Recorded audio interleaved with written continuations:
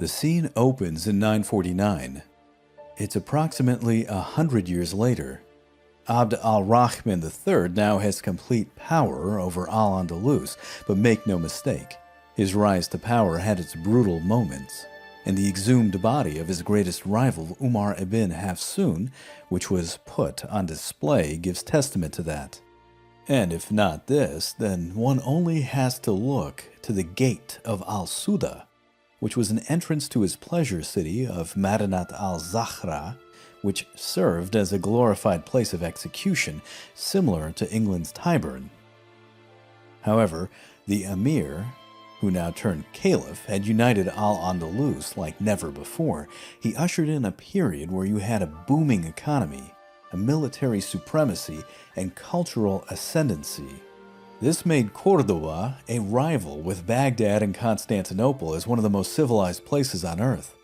This, while most of his Western European neighbors didn't even use forks. His right-hand man and vizier during this high point was Jewish. Hasdai ibn Shaprut, the son of Isaac, was a Renaissance man before there was a Renaissance. He was born in Cordoba in 915 during a bright time for the Jewish community. The economy was good, and a frenzied trade throughout the Mediterranean was bringing in the latest innovations, music, fashions, and new ideas. The Jewish community embraced this and prospered. Maria Menachal in her book comments on this, quote, "Under the Dima brought by the Muslims, the Jews, who in Visigoth Hispania had been at the lowest end of the social and political spectrum, were elevated to the status of people of the book, alongside the Christians, for whom it was instead a demotion. This granted them the ability to participate freely in all aspects of civic life. This freedom meant virtually unlimited opportunities in a booming commercial environment." End quote.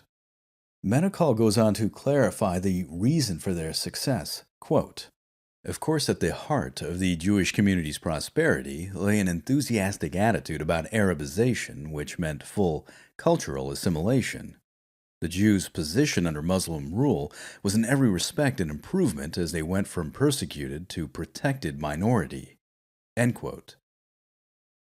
Hasdai grew up in a Moorish Spain where education was not far out of the reach of most people. Indeed, the Jewish community was able to not only grow and add to their own cultural heritage, but were also able to contribute to the expanding Arabic libraries on philosophy, poetry, and science. Thus, the man spoke Latin, Arabic, Hebrew, Mozarabic, and came to the attention of the Caliph, who recognized his abilities, which included his elegance in speaking and writing, and who had a profound knowledge of Andalusian and Islamic culture. So, it's not surprising that he was quickly elevated to the high office of vizier. Now, in the year 949, the Caliph had enough faith and trust in the man that he placed him at the head of a delegation that met with a diplomatic envoy from Constantinople. They met in the Caliph's famed pleasure palace city of Madinat al-Zahra to discuss an alliance with the Byzantine Emperor Constantine VII. And while no military endeavor was agreed upon, there was still considerable amount of cultural exchange. The mosaics in the Great Mosque of Cordoba give a perfect example of this. But the Byzantine also gave Al-Andalus several books, including the manuscript of Dioscorides, which was called On Medicine. This was written in Greek, which was a bit of a problem as no one actually spoke it, despite being a polyglot society. However, the Eastern Roman Emperor also sent a monk translator to teach the Caliphate, and before long, Al-Andalus was doing its own Greek translations. This was a particularly great present as Hasdai, who aside from being a philosopher, a diplomat, a vizier, and head of the Jewish community, was also, in his spare time, a doctor. And he specialized in antidotes to poisons, if you're wondering, which made him even more valuable to the Caliph. Shaprut was by no means alone in the medical field. Medicine was an advancing and developing field in Moorish Spain and was not just limited to a few people. The list is quite impressive, and their contributions to medicine are just extensive. Ibn Juljul was a physician who created a commentary on pharmacology, which was based on Greek works. Abul Qasim al-Zarawi was a court surgeon to Al-Hakam II who created an extensive work, and I'm talking 30 volumes extensive, on diseases known as the Khatib al-Tasrif. This man, by the way, in some circles gained the title the Father of Surgery. Abul Marwan ibn Zuhur, known in Latin as Avan Zoar, was the first to describe heart abscesses, and Ibn al-Khatib described how disease transmission happened through clothing and vessels and objects before there was any knowledge of viruses and bacteria. There were advances in hygiene, infectious disease, surgery, and even medical ethics. Institutions that we in the modern world would recognize as a hospital were established with separate wards for different diseases, surgery, recovery, pharmacies, and medical education.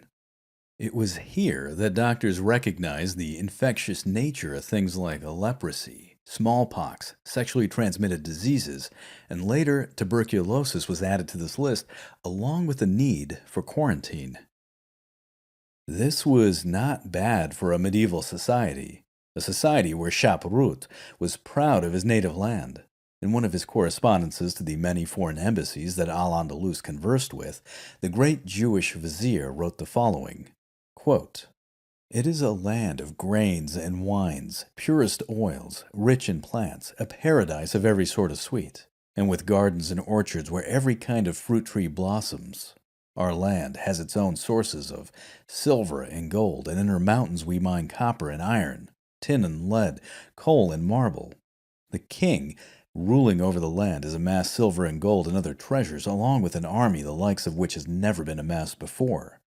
When other kings hear the power and glory of our king, they bring gifts to him. I receive those offerings, and I in turn offer them recompense." End quote. Word of Al-Andalus and its capital reached and inspired even those in the distant court of the Holy Roman Empire.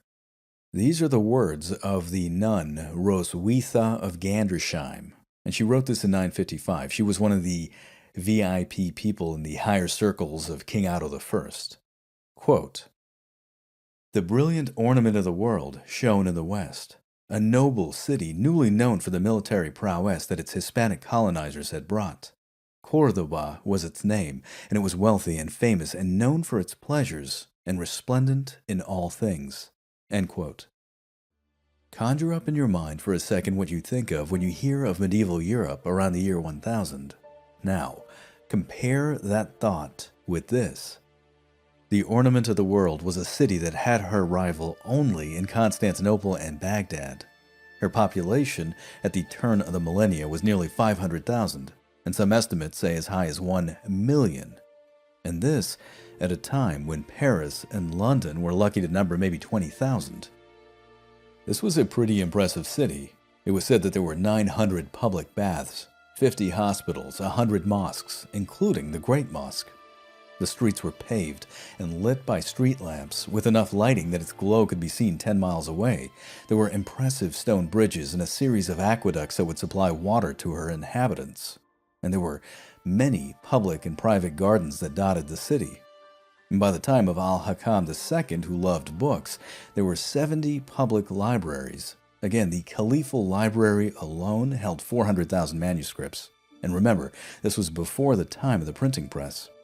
It was here that scholars could congregate as they found common ground and patronage. It was in Cordoba, before the Crusades came into being, that you had philosophy that was debated. And not just Islamic philosophy, but Jewish, Christian, Greek, and side by side, mind you. It was here that astronomy was progressed, where you had people contesting an Earth-centric universe, and the astrolabe was developed. It was in this city where mathematics were advanced.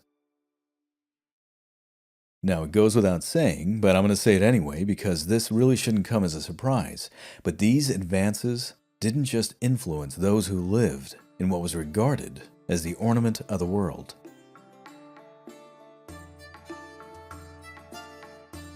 "50 years later, in the year 999, lived a man named Gilbert of Aurillac. He was a monk with an ingenious mind who thought beyond the confines of his world. Chris Lowney, in his book, A Vanished World, talks about his humble beginnings. Quote, Gilbert of Aurillac was a genius of humble origins. Count Borel of Barcelona encountered the prodigy at the Benedictine monastery of Aurillac and, astounded by his intellect, took him to Spain for further studies. Gilbert took up residence at a monastery tucked in the Spanish Pyrenees, which was straddling the fault line between Islamic and Christian Spain. Its scholars undoubtedly recognized the intellectual superiority of neighboring Al-Andalus and did their best to gather its riches, turning their library into one of Christendom's finer centers of learning. End quote.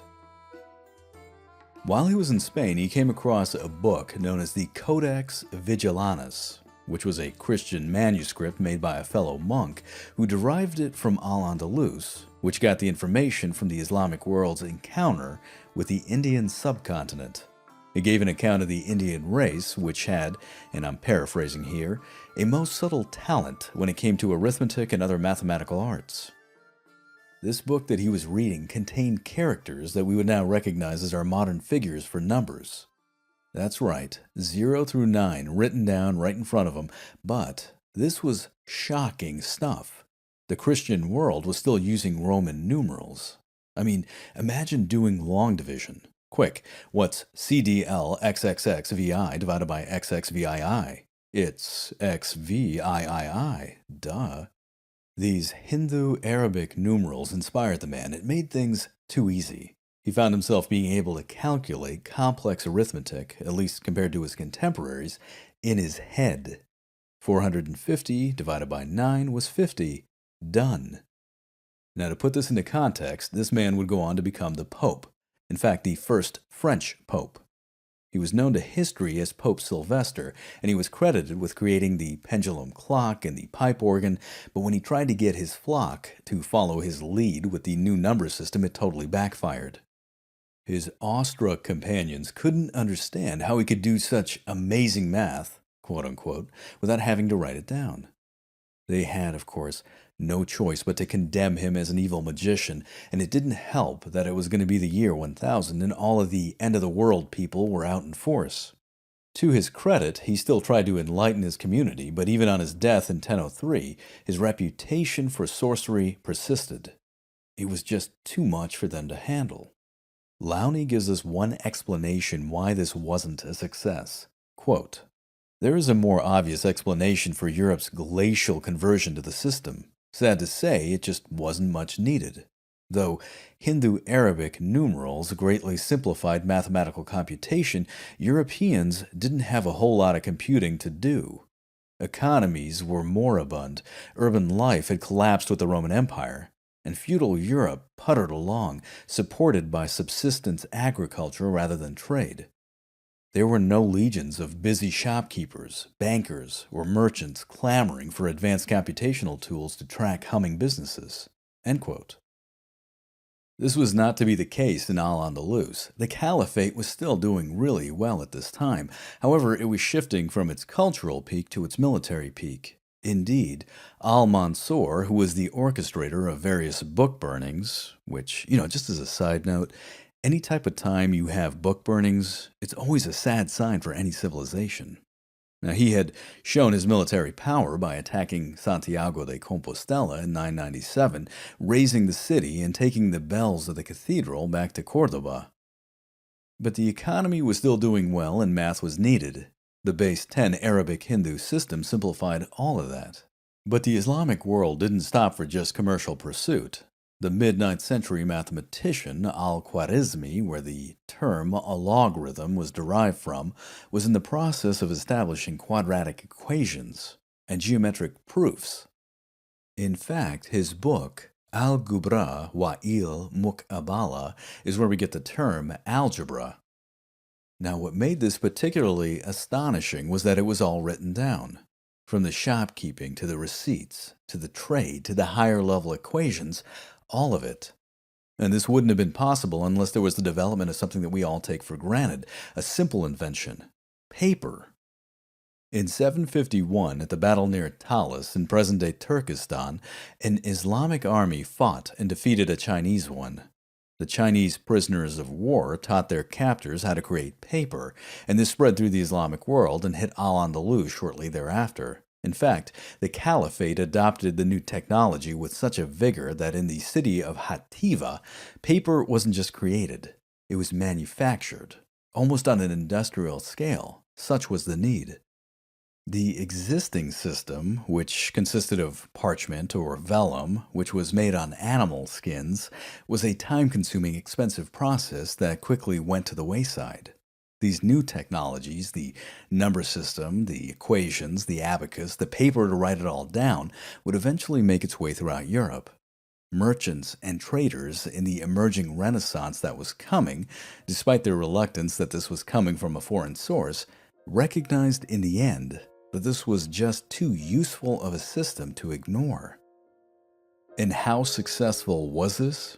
Well, remember this question as you pull up your calculator app on your iPhone or Android or whatever it is that you use and see those Arabic Hindu symbols staring back at you.